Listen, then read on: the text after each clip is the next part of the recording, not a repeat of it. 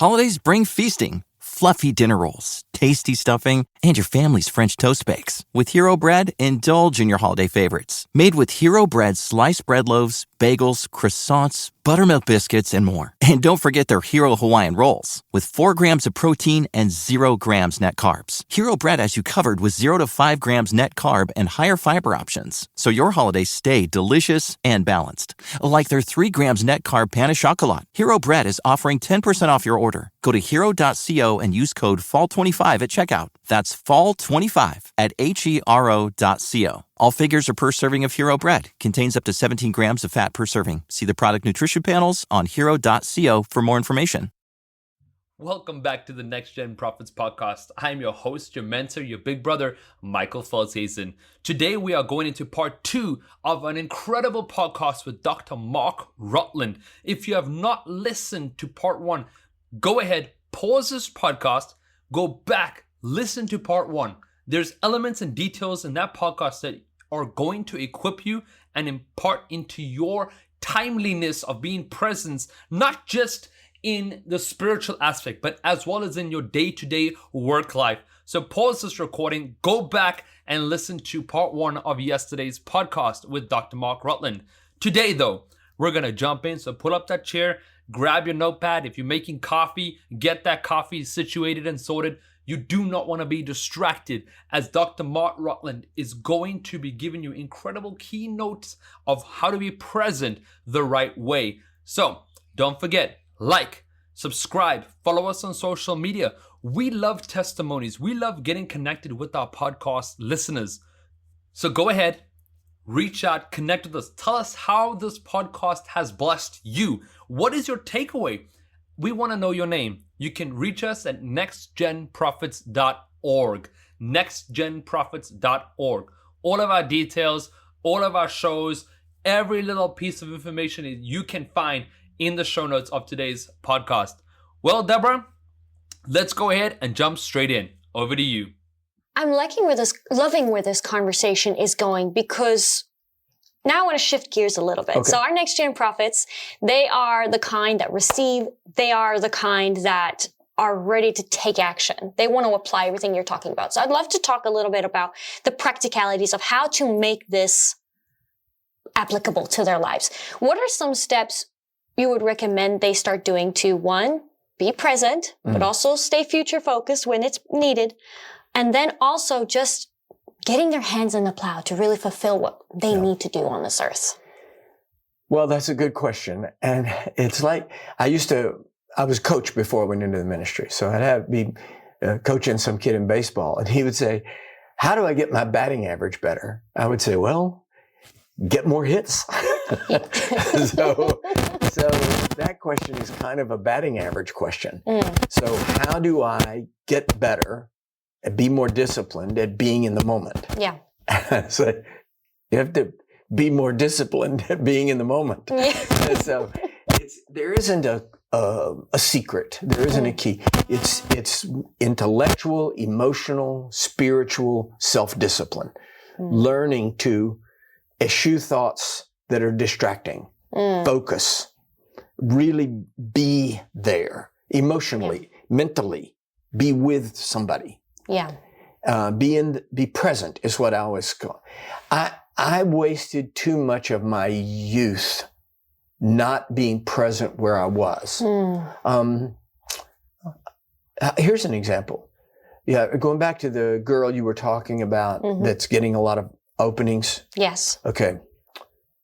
One can actually diminish one's effectiveness in a ministry moment by allowing the vain thought to creep in that this moment will lead to another moment. Oof, yes. I've had people, the more quote unquote prominent or whatever it is that I've become, I see young people rush up to me with a CD they want me to, would you look at this, or something they want me to read or whatever. And they have the feeling that by brushing up against my life, by coming into my life, that it'll open something else for them. That I can be the catalyst. Exactly, the catalytic agent that will take them into a next place.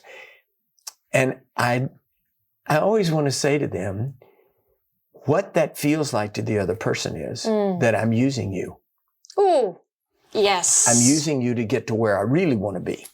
I don't really want to be with you. Mm-mm. I'm using this to get elsewhere. So this girl, I don't know her, know anything about her, but she gets invited to come and sing or speak or preach, whatever it is she does, at some church of 300. But she's thinking in the back of her mind, if I do really well here, there's going to be somebody in the house whose brother is the pastor of a church of 1,000.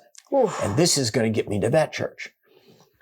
And what it actually does is diminish her anointed effectiveness in that place. Don't use places, people, and time to get to another moment in time. Ooh, oh my goodness.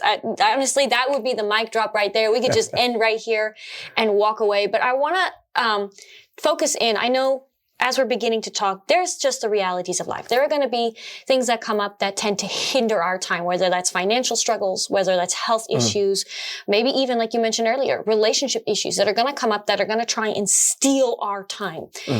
How do we navigate that? How do we find out, okay, what is something I can't afford to invest my time in? Because let's be honest, time is a currency. We need to make wise investments just as we would with our finances.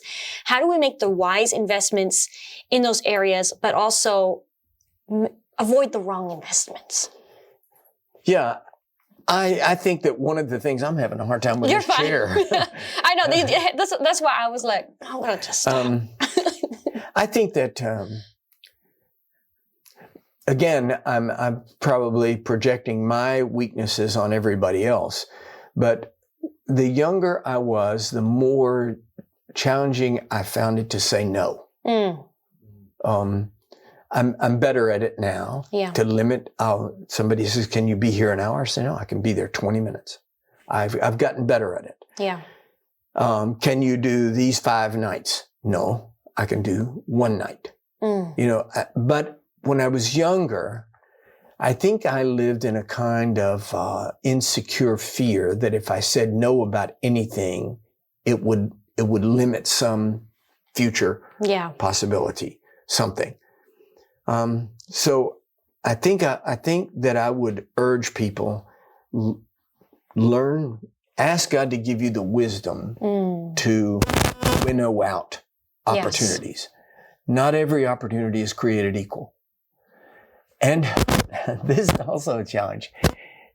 You can't judge every opportunity based on objective data. Yes. So young people tend to think, if I'm choosing between speaking at a church of 300, to use the example I used a minute ago, church of 300 or a church of 1,000, this is obviously the one. But again, remember about Jesus. In speaking to the multitude, Jesus always had time for the one. Yes. And the greatest things, when you think of Jesus' miraculous moments, when you think of his teaching moments, it's the Sermon on the Mount. Yes. When you think of his miraculous moments, it's actually mostly with one-on-one. Woo! Come on now. Prophets, we're so busy looking for the next great thing that we're not taking that moment to appreciate the now, to appreciate those miraculous moments. And I love this concept. I want to just take a prophetic moment as your big sister to drive this point home to you. You've been asking God, and I know, I see you, I feel you in the spirit. You're saying, why do I need to wait here? I want to go to this revival. I want to be the one that goes out and touches the millions and the millions get healed. But God says, start at home. Start with your children. Start with your spouse. Start with your local church. Start with your community. That's where the miracles are going to begin. And as you begin to practice those gifts, as you begin to invest in that little bit, God will then give you the bigger dispensation of grace and anointing that you need to go to that next level. Don't squander your time. Make a wise investment today with the little bit that you have until you can afford to make a greater investment. That is what it means to be in this modern dispensation. We're so busy rushing from here to there to the next great revival that we're not taking that time to just invest today what we can invest today. Now, sir, I am aware of your time. I am aware that you've got some places to be. You've got grandkids to go take care of. So I want to end us off with one last question to you, sir. What is one last piece of advice or wisdom you would like to leave behind for the next generation?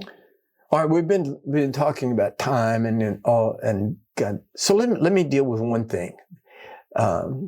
Philip the evangelist in the book of Acts goes to Samaria, and you remember God gives him a city-wide revival. I just want you to think about it. He goes and speaks. The whole city is water baptized. Now, that I've never had anything like that in ministry. Samaria is a revival. Then Peter and John show up from Jerusalem. And what was a stage 1 evangelical revival, salvations, miracles, water baptism. Yes. Peter and John show up, and it's a Pentecostal revival. Then Peter and John lay hands on the people that were saved under Philip's ministry, and they're baptized in the Holy Spirit. Yeah. And Peter and John go back to Jerusalem. Yeah. And God says to Philip, now I want you to think where Philip is at this moment.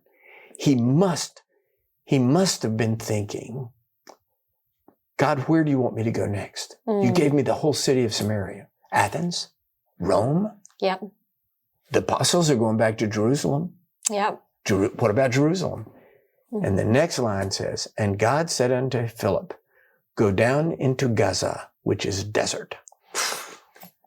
So we talk about going to the next level, but the next level may not be what God doesn't think like we think. No. So we think, I'm pastoring this little situation here, and God says, I'm going to take you to the next level. We say, great. God says, it's Gaza, where it's a desert. And the next moment of ministry for Philip, he's just been given a city. Yeah. His next moment of ministry, he's given one Ethiopian eunuch in the middle of the desert. That's his next great moment. But the first African convert is in that moment in the desert in Gaza. So what I would say to young people is, yes, wait on God, believe God, obey God, but just remember his view of big is not necessarily your view of big. Wider is not necessarily his view of wider. God just doesn't think like we think. Yeah. Go through the doors that God opens, answer the call, be present in that moment, and leave the breadth of your ministry to God. Cool. Guys, this has been the Next Gen Prophets with Dr. Mark Rutland. If we could sit here all day, we would. This has been just a fountain of wisdom. I know you don't see yourself as the man, the myth, the legend, but sir, this podcast just solidified that. Guys, if you have not checked out the show notes, go check out the show notes. Go get his book, especially David the Great. I love the narrative that you share in this book of David being a human being. Thank you. And what that looks like. So guys, go check it out. The links are in the show notes. Follow him through. And finally, if you were blessed by this podcast series, if you were blessed by any of our podcasts, consider partnering with us. We are reaching over 193 countries and supporting and providing free training resources for prophets all over the world because of people like you who believe in this message, who believe in the work that we are doing. So there's some giving information in the show notes. We love you tons. We're going to end off now. This is your big sister signing out.